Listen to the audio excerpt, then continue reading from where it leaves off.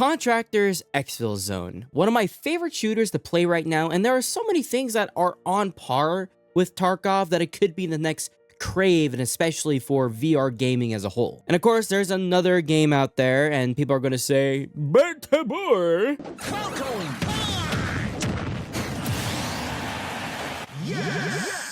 going to leave it at that. Extraction shooters are a dime a dozen, and it's become the most popular, genre that we've had to date for a lot of games, and especially since the Battle Royale craze kind of died down. Now we got, Marathon coming out, we got Reeve, which is a really cool Dark and Darker edition, but in VR, and a couple other extraction shooters out there that are coming up and trying to prove themselves to be worthwhile. I'm hoping that it doesn't die down, but instead improves upon itself, and I feel like Exfilzone is the start of that. But let's talk about why Exfilzone could be the next Tarkov Craze, especially in VR. First of all, let's talk about the basics. With a recent update, they added in a brand new map called Resort, and it's one of the newest maps in Exfilzone, and it's very reminiscent of Resort with a little bit of City of Tarkov mixed in with the dense buildings and all that jazz. There's different alleyways, places of interest, and even a hospital with 2 floors going up, and there's also a rooftop you can go up and snipe from. It's pretty cool. Not to mention there's also other things like radio stations, apartments, there's even a bank, which is like the center part of the map where you can go underground, go to the vault, get a lot of cash, and there's a vault in there with always a rare item that spawns there. It's pretty cool. And a bunch of other stuff in this city slash like very dense building area. Love the map. Then we also have Metro, which is the labs of Tarkov. You have to get a key card that costs about like 200k. Really cool card. You get in there, you're going to get a lot of loot back in return. And there's also keys for the map, similar to Tarkov's labs, where you can go in, unlock stuff, and get really high tier loot. I'm talking like millions of dollars can be stuffed in your backpack within like the first 15 minutes of going into Metro. It is close quarters, however, so I would suggest bring in really heavy armor, heavy ammo, and heavy balls. Then you also have the noob map Suburbs, which is like the customs and interchange of Tarkov. And honestly, I'm not the biggest fan of Suburbs, more on the lines of the name of it. It's not really a suburban area. It's like Countryside, which by the way is going to be my new petition. We should call this map Countryside instead. It feels a lot more aesthetically pleasing, it sounds better overall, and to be honest with you, I think it fits the part of what the map is right now, which is a big, vast area with a lot of open field all mixed together. You may ask why interchange? Well, on the center of the map, there's a giant mall with 3 floors, multiple stores to go through, and a mall boss that's also there that's similar to Killa, but instead he has a PKP and level 5 or 6 armor, if I recall. I can't remember the last time I killed the mall boss. It's been a rough wipe. But I love the map. It's my first ever love towards the game of Exfilzone. The map was phenomenal. I enjoy every single bit of it. Unlike Dam. Dam is probably the worst map in my opinion. I don't like the map, and it's honestly similar to Shoreline mostly. And a lot of people don't like Shoreline or even Lighthouse. That's what this map is. If you don't like those maps, you're not going to like Dam. It's very hilly, mountainside, but there's some cool areas like a giant dam in the middle. You also have some docks you can go to, and there's a couple of factories that have a lot of hardware and tools needed to get some hideout upgrades. It's an okay map, but I don't go on there willingly. I only do it for quests, and then I just get the fuck out.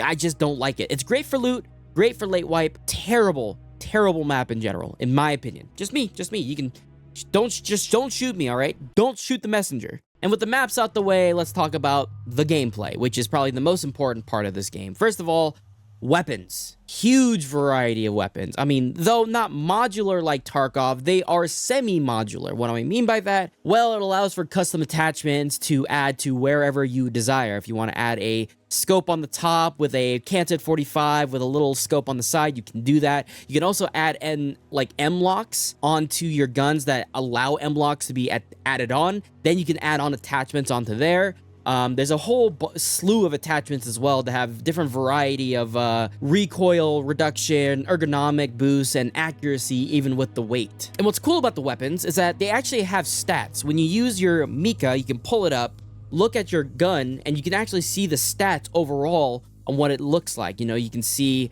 what it's really good at, what it's really bad at, and decide how you're going to play with that weapon, which in my opinion should be kind of the standard for most extraction shooters, because you don't want to go in there and just have the basic of damage, accuracy, and mobility. You want to know the details. You want to see how accurate it is. You want to see the ergonomics of where it's at right now. You want to see a couple other things too. And obviously with each different weapon, there are a variety of different bullet types that you can explore. And a lot of people seem to be on par with the 7.62x51 craze right now, because they added in like 9 new variants of like the G3. Yippee, the G3's got a lot of love. Where's my sniper love? Lon? Casey Monkey? Where's my sniper love at? I want snipers galore. I don't want just a PSG. I don't want a semi. I want a bolt action. I want a big boy gun. Give me a 50 cal. Give me a 308. Something.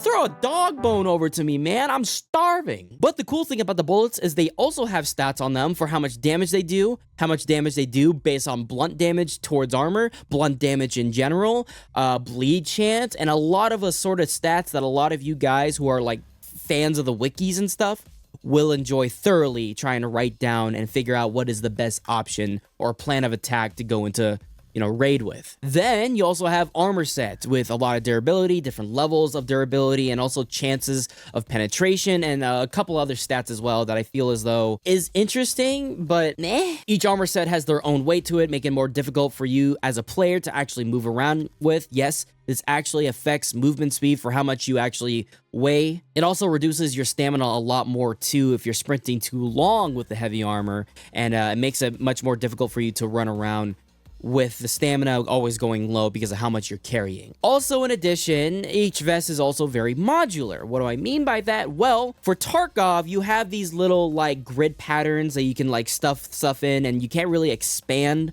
upon your vests. But cool thing about this game, bag pouches, grenade pouches, double mag holders, and a slew of other ones can be added onto your vest to extend your storage of what you want to carry. For example, if you want to carry more bullets, I would suggest getting a grenade pouch, putting bullets into the side thing instead of shoving it up your secure container, or your prison purse is what people call it nowadays. And it's also useful because you can add it onto your backpack as well. And your backpack can also carry vests and helmets and weapons as well, depending on what backpack you get. Some of them don't allow you to carry it, but later down the line, when you're getting to mid to late wipe, most weapons, or most backpacks, I would say, can carry most weapons, most helmets, and most vests, which is pretty cool in my opinion. Makes things a lot easier to not just shove a vest into the bag, but instead keep it on the outside and keep your organization skills of looting on top of things. Then you also have medical supplies and the health system in this game, which I find a little more interesting because you have different, you know, obviously medical supplies that you would normally see in Tarkov. You got bandages, heavy bleed bandages, sutures, or I would even say the survival kit to actually repair your arms. You got a bunch of different healing syringes with different varieties of how much they hold and stuff like that, but it's more simplified in comparison to Tarkov, you know, which is what I like. You also have like different syringes that give you enhancements, like steroids, if you will. You got ones that can make you carry more weight. You got ones that can actually repair your,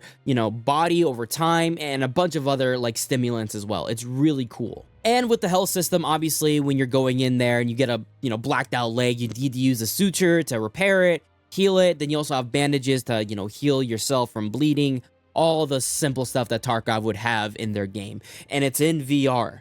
It's pretty fucking cool. And then you have everything else. You have hideout upgrades, trader quest line, 150 quests in total, if I recall. A long progress, which is really great for people like me. Obviously, you have the sweat tryhards are able to complete those within like 3 to 4 days. You sweaty bastards. But honestly, I feel like that burns me out from just trying to do quest lines. Sometimes I like to do a mixture of everything, like quest lines, and I do another day where I just do PvP, then another day where I just try to get hideout upgrades. You have like sessions of different days you can go into to do the things that you need to do to succeed within the game. Then you also have loot rooms. You can get keys for different maps to go into, grab really great loot. There's a lot of different keys to unlock and have. Cool thing is also, you don't save your keys in your secure container. You can only save your keys in your backpack. So it's a big risk, but you'll have a big reward if you're able to extract. Which is what I think is different with Tarkov and Exfilzone, is that they've become much more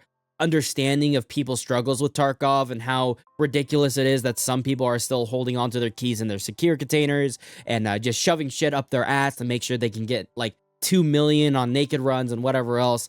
And it seems as though that they're also taking inspiration of Tarkov by learning from what Tarkov's done and trying to add on top of it, if not try to change it for the better. And another thing with the gameplay is the movement, and something about VR makes it much more understanding for me as a player or as a person to be able to do the movements in VR that I would want to do in Tarkov. You know, you have multiple buttons on your keyboard to do different kinds of leans, like a step lean or a crouch lean, like a slight lean. In this game, it does have something similar, but instead of keyboards, it's just you. You are the controller. If you lean around the corner with your head, your character is going to lean with you. There's no buttons to press. It's your body movement that you're actually going to be able to lean. Or if you want to be lazy, you just tilt your head and then you can just stay center and be leaning around the corner. There's also different ways to grapple onto ledges and climb over them. Really great feature. I hated when Tarkov was just like jumping over stuff, especially with Tabor. I'd never liked their movement system. It was always off to me. It felt too slippery and jumping around like you're, you know, playing an arcade shooter. Wasn't my thing. Then you also have different speeds of running. There's walking, jogging, and then sprinting. It's something that I think a lot of extraction shooters should take into account, is the movement system and how you feel like you should be able to climb over stuff or get into certain positions, because it's a tactical game. You want to be as tactical as possible and being in a good position where you can, you know, scout out people in like a high tower without being seen, or, you know, laying down, which, by the way, there's no proning in this game. Everyone's running around shooting. I don't know if they're going to add proning into this game. It'd be kind of weird if they did, but I wouldn't mind it and trying it out for a bit. And finally, let's talk about the graphics. Not bad for a VR game. The graphics, they're not on par with like some single player games that are out there, but for a multiplayer game, not bad. Not bad at all. There's just some graphical improvements and optimizations they can do. Like there's some graphics on the game where lights start to go just pure pitch black, lose their textures and all that jazz. Then you also have like different graphical issues where, in my opinion, and what I've saw on my Quest 3 when I'm on PC VR, one eye has a darker shade of the shaders in comparison to my left eye, which is a little bit brighter. And that kind of like disorients me a little bit. I don't know if that's like a AMD graphics card issue or whatever else, but I've only experienced it in Exfilzone. I've never experienced it in any other VR game, which is odd to me. Now, even though I talk a good game about Exfilzone, we have to talk about the bad things, and this is where the critical part of the video comes in, because it's not always sunshines and rainbows and unicorns shitting out, you know, rainbow shit. A lot of rainbows. I love rainbows. Sorry, just love the you know, I love the rainbow, taste the rainbow, all that shit.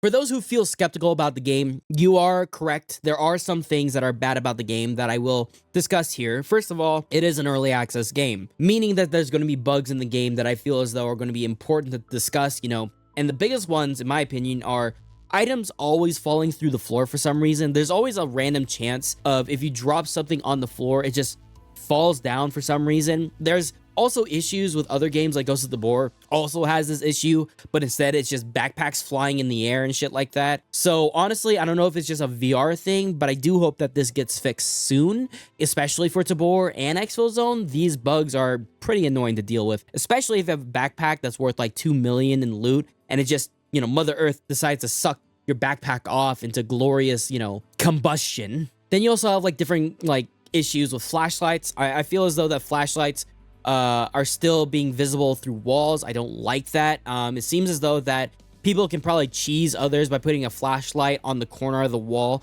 and then just blind someone without even peeking, and a couple other things too, but I feel as though those are kind of like minute and people can just remove flashlights and not use them. Then finally, there's obviously standalone issues. A lot of people have a hard time with, you know, the Alton helmets and stuff like that, the things I already talked about. But the second thing that are a big problem aside from just bugs and issues is weapons and balancing. I feel as though personally, everyone feels spongy right now. Maybe it's just early wipe and people are grinding a lot, but I feel as though it's too easy to kill the bosses on each map, no matter what, whether it be on Metro, whether it be on Suburbs, Dam, or even Resort. It feels as though bosses are pretty easy to kill because they don't shoot back quickly enough, or they spawn too frequently, and then people can just grab their helmets and armor pretty quickly, which is an easy level 5 and 6 helmet and armor set.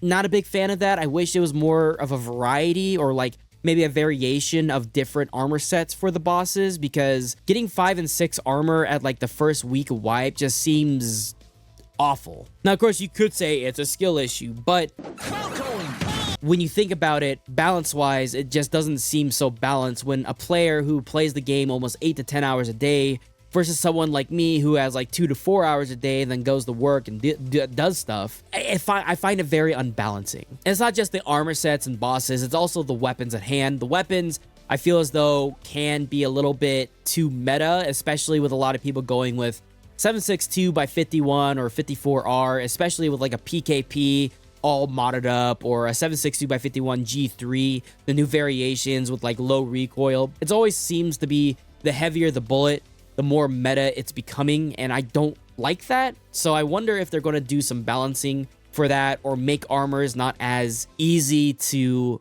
get or gain. I don't know how they're going to do that.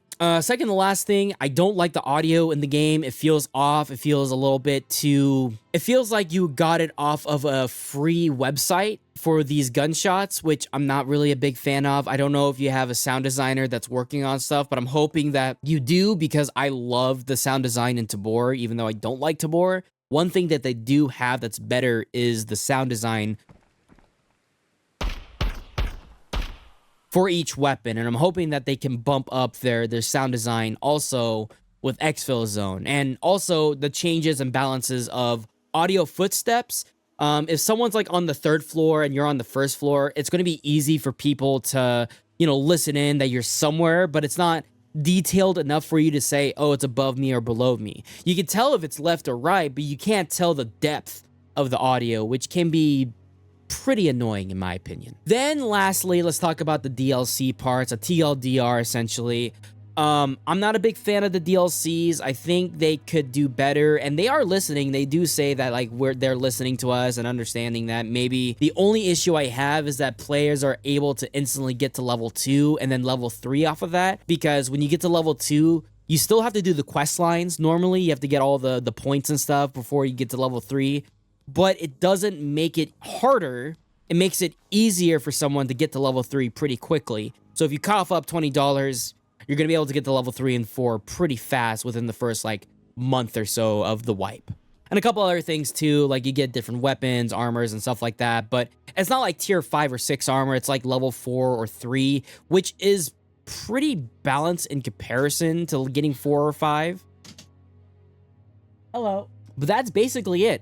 I believe that Exfilzone is a more replicant variation of Tarkov than most other games that are out there right now, aside from just the platform itself. Obviously, the platform is very unique and different, but I think it adds a layer of immersion that allows you to do the things that you want to do in the game that you would normally need to press a button for. So you feel tactical and not just, oh, I look tactical. No, you feel tactical. As of right now, I've been addicted to this game nonstop. I've been streaming this game every Monday, Tuesday, and Wednesday around 5:30 Pacific Standard Time on Twitch. So if you want to swing by and say what's up, how's it going, talk, chill out, have a good time, you can swing by over there. And you can also check out my Discord description down below, where you guys can go check out and say hi, how's it going, meet a community that are not like-minded per se, but very open-minded. I try to keep an open-minded opinion and debates on my Discord, because I think having good critical feedback and good debates